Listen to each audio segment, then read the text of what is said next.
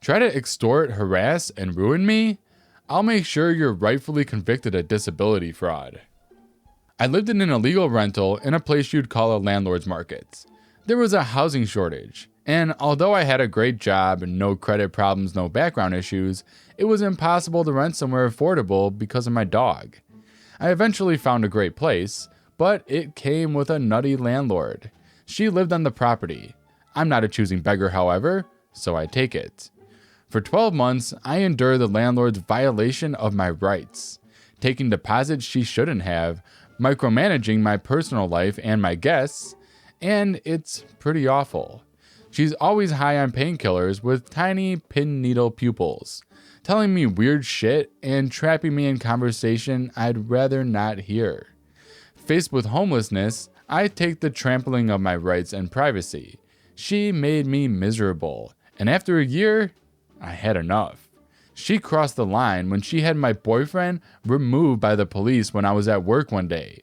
He had been staying for less than 48 hours. I was gone for 2 weeks at home and had arrived back to my rental 48 hours before this. No one was in my rental while I was gone.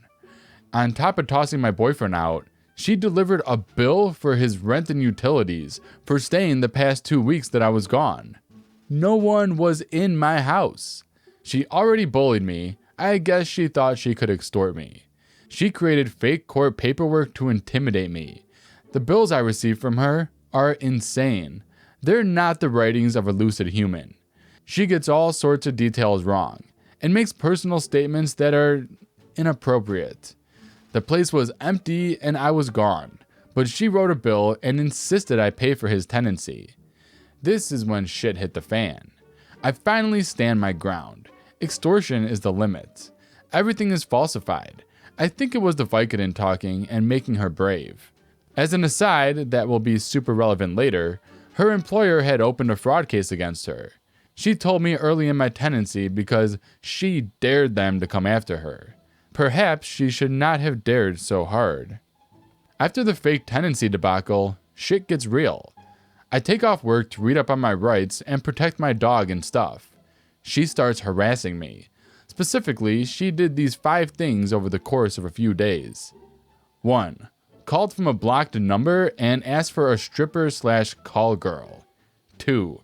Called my work as a new landlord seeking a reference and told them I was partying, why I wasn't at work. 3. Came into my yard at 11 o'clock at night, stomped up on my porch to scare me, then walked out of the yard saying it was a free country when I asked what the hell she was doing. 4. Called the Humane Society, told them I had a vicious dog on the loose who attacked her dog. 5. Called the police and sent them to my job. I work with kids, claiming she found drugs in my house. Needless to say, I was pretty freaked out by all these things, so I got a TRO against her.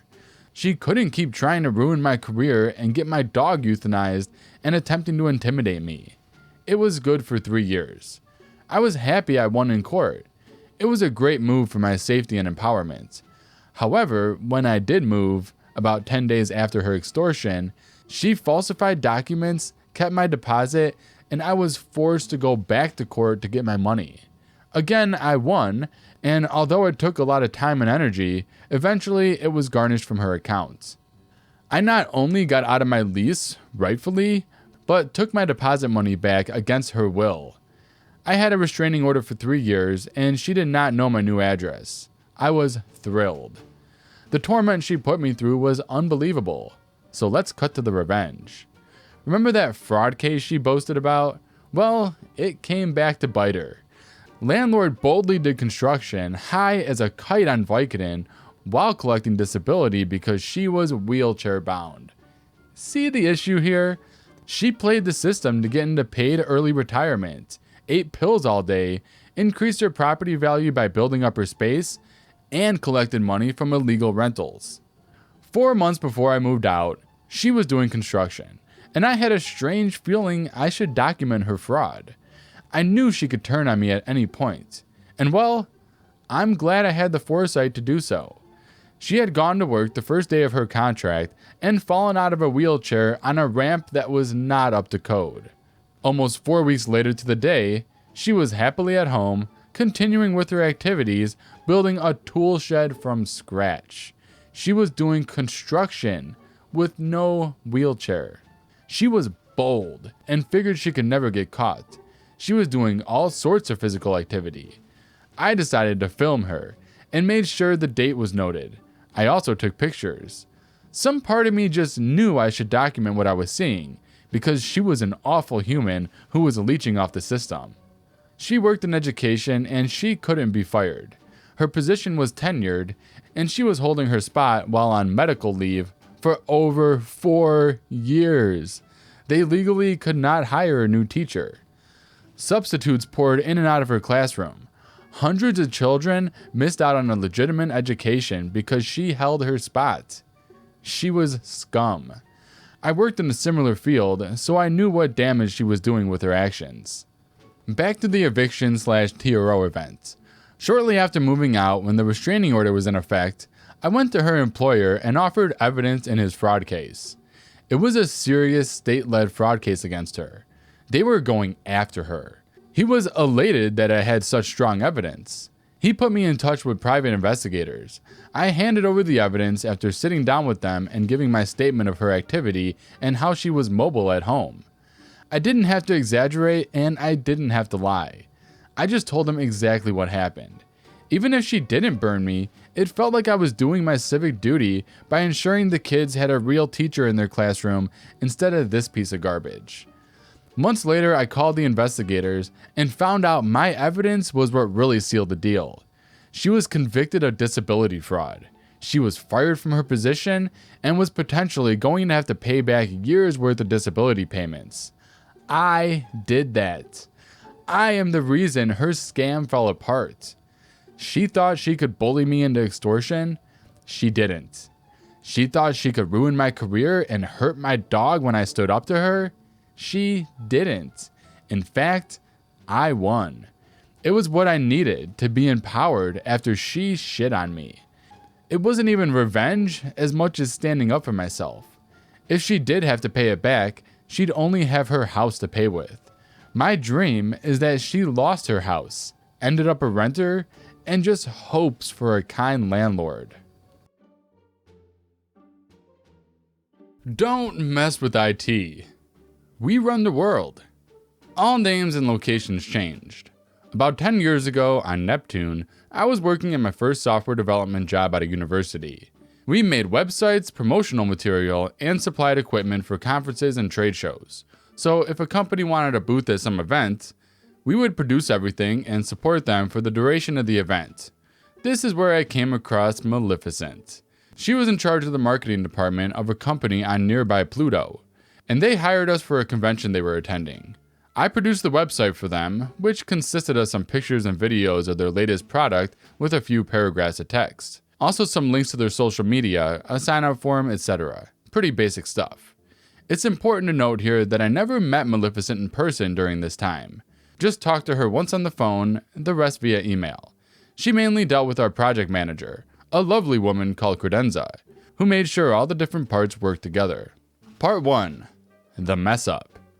Everything was going fine. I'd produced the website and was just waiting for Maleficent to send some images and videos of the product to replace the placeholders I had been using in the meantime. This was a Tuesday. The event was the following Monday. I emailed Maleficent asking when I could expect the files and got no reply. Still no reply Wednesday. So Thursday, I asked Credenza to chase it up. She stopped by my desk shortly after, a bit flustered. She'd just spoken to Maleficent, who had angrily claimed that she sent them the previous week and had emailed me. She blamed Credenza and me for being incompetent. I could find it nowhere in my inbox/junk folder, so as far as I was concerned, she was lying or had sent it to the wrong email. Credenza contacted her again, confirmed my email address, and asked her to send them again. She shouted at Credenza some more, but eventually sent the files. But not until the last moment on Friday afternoon, as I was getting ready to leave for the weekend. What a jerk. I had to run that evening, but I promised Credenza I would log in on Saturday morning and copy the files to the website and everything would be ready for Monday. Saturday morning, and the video files didn't work. I don't remember the details exactly, but the files were made using some kind of proprietary codec that I couldn't convert to something usable for the website. Long story, marginally less long, I spent Saturday praying to the gods I didn't believe in for a miracle that wouldn't happen while trying to get in contact with Maleficent.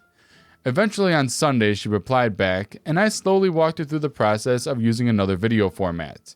She was using some crappy pirated software I'd never heard of to produce the videos. When she finally sent it, it was still wrong, but at least it was in a format I could read and convert myself. It all worked out in the end. The website was ready by Sunday evening, and the convention went well. Part 2. Trying to get me fired. Following the convention, Maleficent was furious. She again accused us of incompetence, and me personally for messing up her weekend. What about my weekend? I fired back at what a pain in the butt Maleficent had been. The guys who met her at the event said she was no easier in person, and how I'd done everything I could. But Maleficent denied everything and questioned how I was still in a job. This made Credenza look bad, and her bosses, none of them tech savvy, didn't understand what I was talking about with wrong codecs and file formats. It probably sounded like I was just trying to cover my ass after the fact. Plus, when it comes to money, the customer is always right. So it ended up becoming sort of a, let's just agree that we all made mistakes things. But it was clear that all fingers were pointing at me. Consequently, I didn't get a pay raise I was in line to get, meaning I couldn't move out of my parents' house, which was killing me, and was put on probation for 6 months, though I left for another company on Vulcan after 2. Part 3. Revenge is a dish best served with Béarnaise sauce and Sauvignon Blanc. About 6 Earth years later, I joined a company that sold women's boots, all shapes, colors, and sizes. They had their own IT department that produced their websites and other internal systems. Little did I know that Maleficent had also moved to this company at some point, again in the marketing department, which was downstairs from me. There was a promotional event soon where our company was giving away goodie bags with some freebies to anyone who signed up. The bags themselves were some high-quality laminated things that were being specifically printed up with our company's branding, plus a QR code. The QR code would take you to a special page of our website with discounts. I met with Maleficent, who clearly didn't remember me from before, and talked about the special page I was to produce for the website. She was a pain in the butt again. She was never available. She would take an hour-and-a-half lunch every day and reclaim it on expenses. And when I did meet with her, she changed the requirements consistently. Can you just change that a bit? Never mind. Put it back. Oh, actually, could you put this crappy animation at the top of the page? No, that's a terrible idea. Why would you suggest that? Etc. Also, sitting with her, I witnessed how belittling she was to everyone in her team, and would gossip about anybody if they weren't there at that moment. Obviously, all while remembering our previous encounter where she had all but got me fired. I thought about calling her out on this, but it would have achieved nothing, and I had only just started working at this company a few weeks ago. I didn't want to make waves, so I persevered, and eventually my webpage was done, and I gave her the URL to send to the bag makers for printing the QR code. But she screwed up. I was copied into an email chain with her sending off the URL to the bag makers, and she had done it wrong.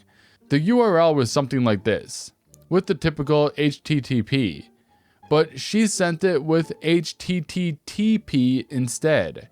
I double checked what I had sent her, and mine was correct. She had obviously typed it out rather than using copy-paste. We were ordering 1,000 of these bags from the printers, and they were £1.15 each. Then I noticed way down the email chain, she had copied her password for the bag website. It was password. Yes, these oxygen thieves exist by the millions. I logged in with her details, from outside work with a proxy just in case, and could see that she indeed ordered 1,000 of these bags with the wrong URL for the QR code. I quickly added an extra 0 to the quantity, and also pushed the requested delivery date back to the day before they were needed.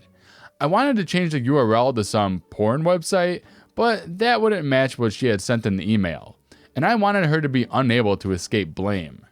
Part 4. The Aftermath. Honestly, I thought nothing would actually happen. I assumed the bag company would spot the URL mistake and just fix it. I assumed someone would notice the tenfold quantity increase and delivery date change. But as they say, when you make an assumption, you make an ass out of you and umption. Because none of these things happened.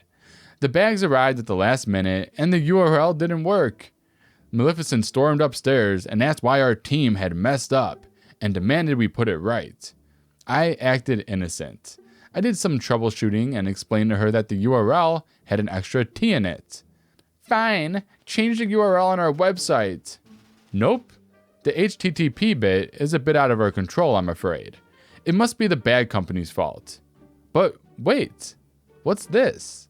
Your email to them with the wrong URL? This doesn't look good for you.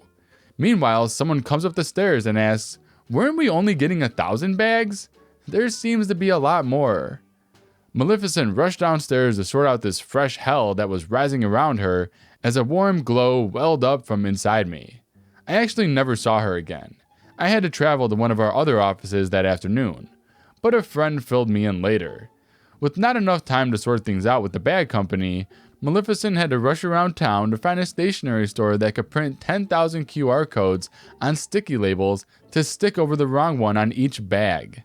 Apparently, she was there most of the night attaching them all, which was doubly funny as I'm told we didn't quite manage to give away the original 1,000 bags at the event the following day anyway, let alone the other 9,000. She was put on gardening leave and fired for gross incompetence and costing the company all the extra money. Now the marketing department is run by a guy called Theodopolopoulos. He's much nicer. Alright guys, thanks for watching today's r/ProRevenge video. I hope you enjoyed it. And as always, do me a favor and hit that thumbs up button. And leave a comment down below about what your favorite story is. And if you're new to my channel, hit that subscribe button and bell to be notified of future videos just like this one. And I'll see you guys in the next video.